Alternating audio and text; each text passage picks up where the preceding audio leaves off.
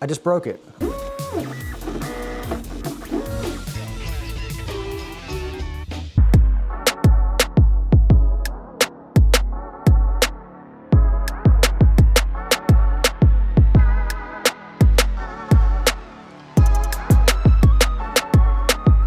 And what is up, guys? Technical Stinkers here, checking in on our little 3D print operation for the day. If you're new to the channel, uninitiated or unfamiliar, I do 3D printing here at home, stuff to improve my life, fix stuff around the house, sell for money sometimes, or just generally have a good time and show off. If you're interested in any of those things, all of those things, none of those things, subscribe to the channel. What am I working on today? Well, a few things that I wanted to vlog about. As you can see, all my, well, you can't really see, but all my printers are quiet currently.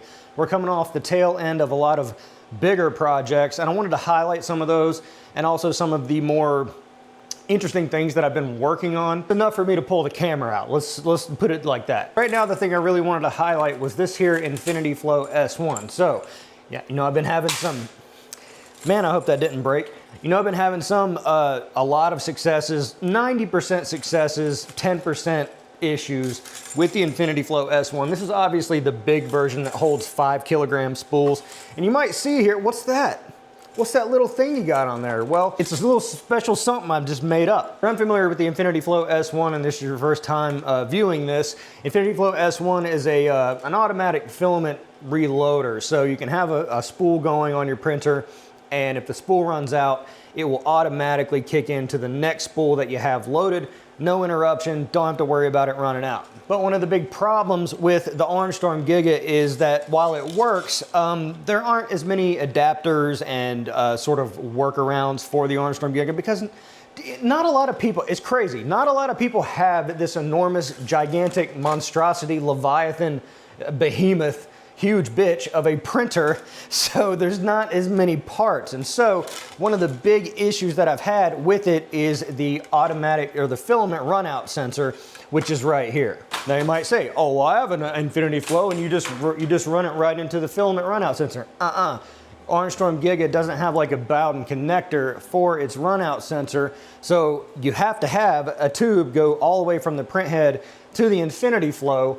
And how are you gonna get it in there if it's got no connector? Well, you're gonna have to fab something. And so originally my idea was to have a filament, just a bracket that the runout sensor fits into with a little Bowden connector on either side. And we still may go to do that because I haven't tested out my version yet, but I tried to get smart and say, well, let's just go ahead and tie it in to the Infinity Flow. So I measured it all out and just tying into one of the existing screws here on the Infinity Flow S1. I've got the runout sensor tied into here. I did a test earlier and it does make it through. I was just making sure I, sort of chamfered all the holes correctly to where it would feed through without issue. My only concern is that when the Infinity Flow does exhaust one of the spools, the second spool kicks, but there is a slight delay between where it starts to push on here, and it's usually about right here, which is where my runout sensor is located. So I'm gonna be doing, I just wanted to hook this up and do a live test because I gotta do a print on the Giga here. I gotta get it started.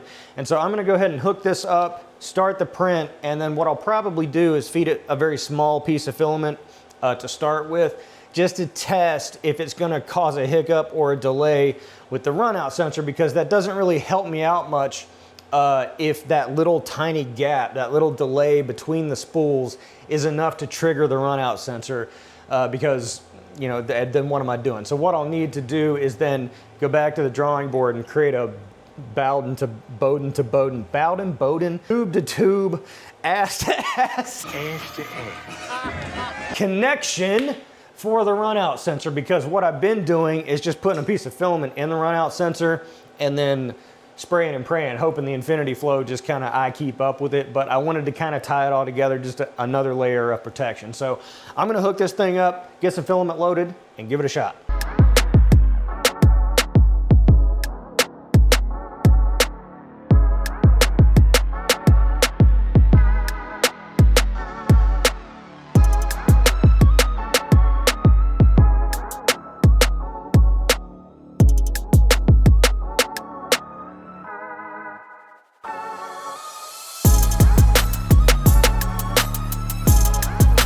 All right, so it's spooling up.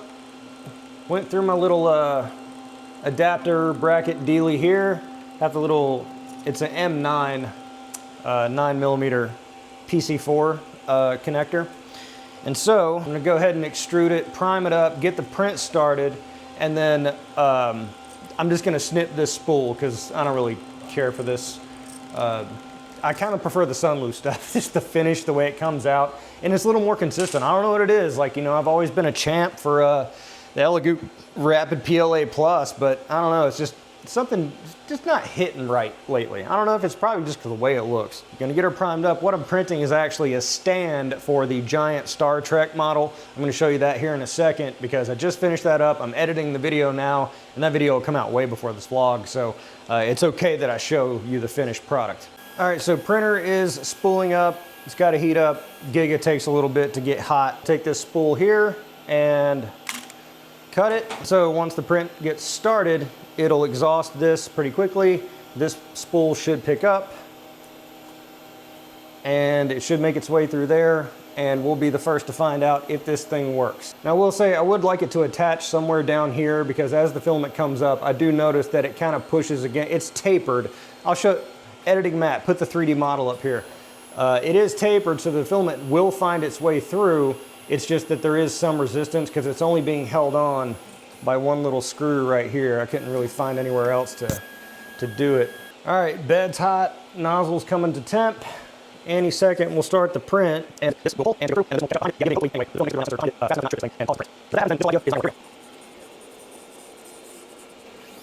How about this weather, huh?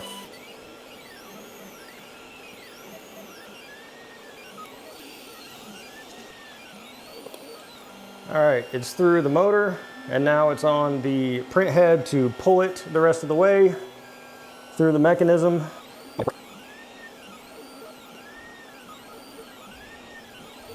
All right, here we go. This spool's taking it up.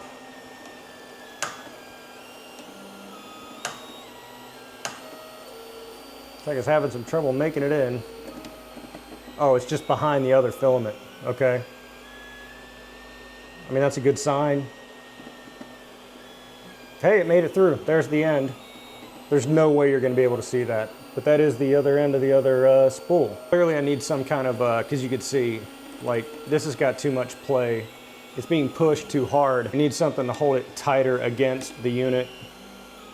I'm not sure exactly how to do that. I'll probably, not that I'm anybody, but I'll send this to Infinity Flow and be like, hey, you have smart people that work there that maybe want to redesign this, and yeah, send me back the design, please. Maybe I'll do that. But that is amazing. That actually worked.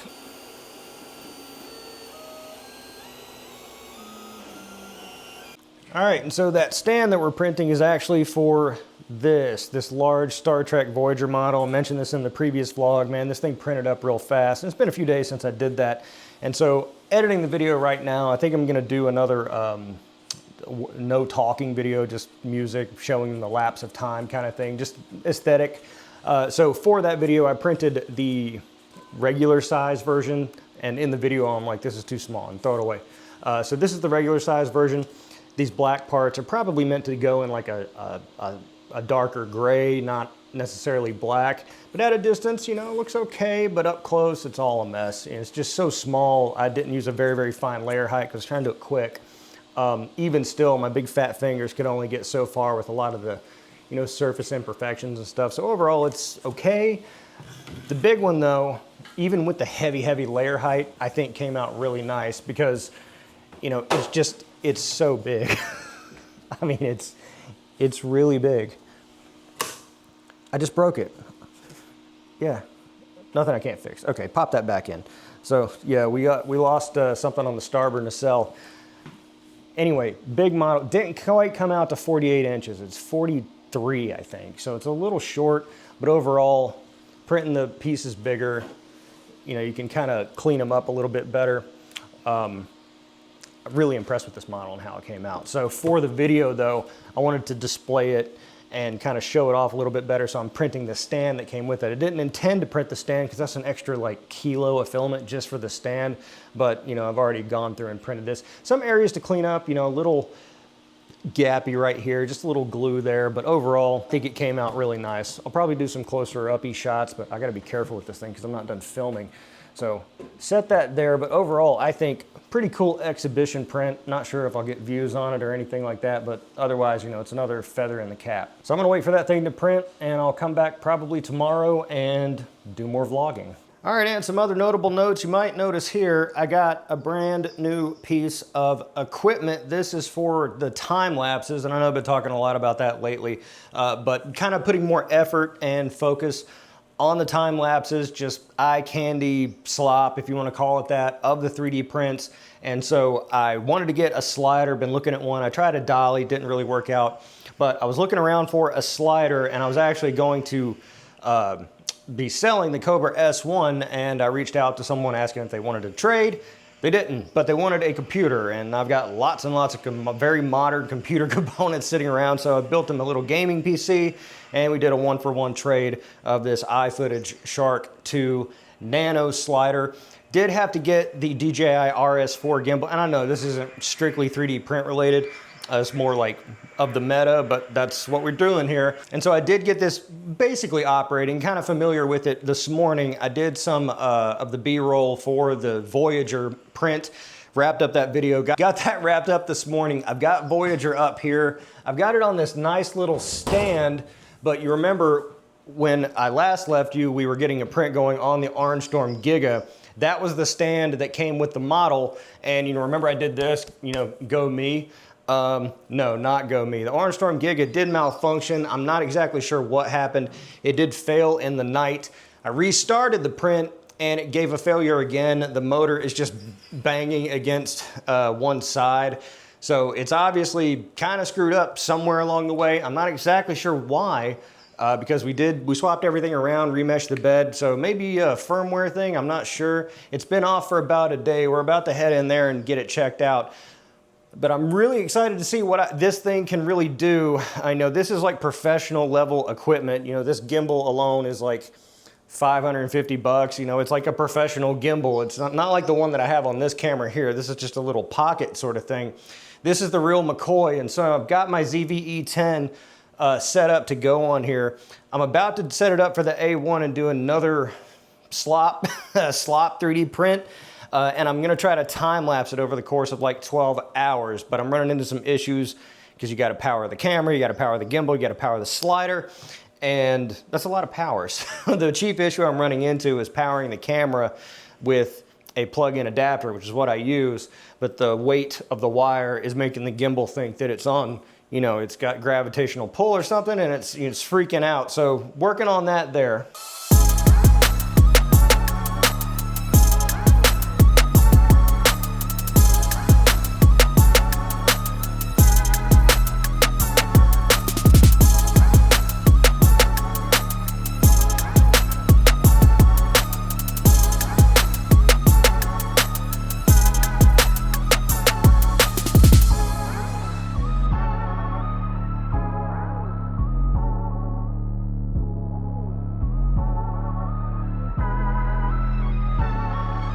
So doing a test print here, doing just a primitive, just a cylinder on the plate, hour and a half.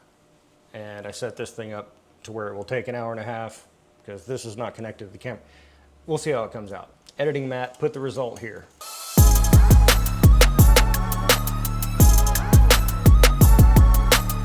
So again, the idea being with that setup is make some, you know, better looking slop, more aesthetically pleasing slop, because I was talking a lot about those like K-pop Demon Hunters time lapses I've been doing, and I think the roomy one, it might be 1 million views at this point. It's well over 600,000 last time I checked it, and it brought a lot of subscribers in.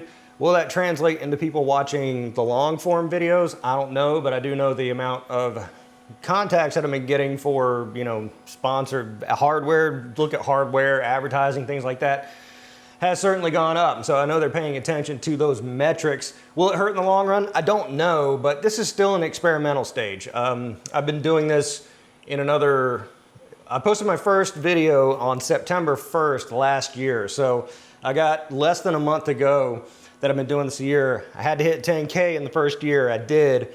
but I'm setting another goal of 20K by the end of this year. So I can pound out shorts, maybe hit that 20 mark.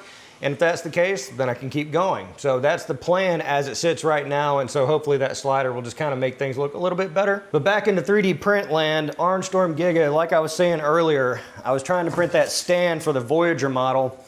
And you can see here, it got to the point before it started to print like the stand portion itself. And then it started doing it decided it wanted to do something else. So it quote unquote completed, at least it thought it completed the print. So it gave me a big old pile of sketty here. We'll feed that to the sea urchins later. And so like I was saying, I was like, okay, well, something screwed up, whatever. Started the print again. This isn't time lapse. Hey, we can find out what happened. We have the evidence. Where in the world is Orangestorm Giga? So let's editing mat, put this together. I'm sorry, editing Matt. Put this together and throw it up in there to watch the carnage.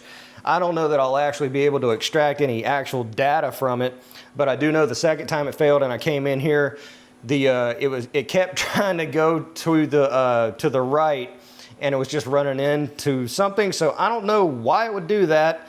All the belts are tight. I checked for damage. There's no damage or anything like that. I turned the machine off. So I'm gonna clear the plates, turn it back on, and then maybe try a primitive print, you know, like a cylinder or something like that.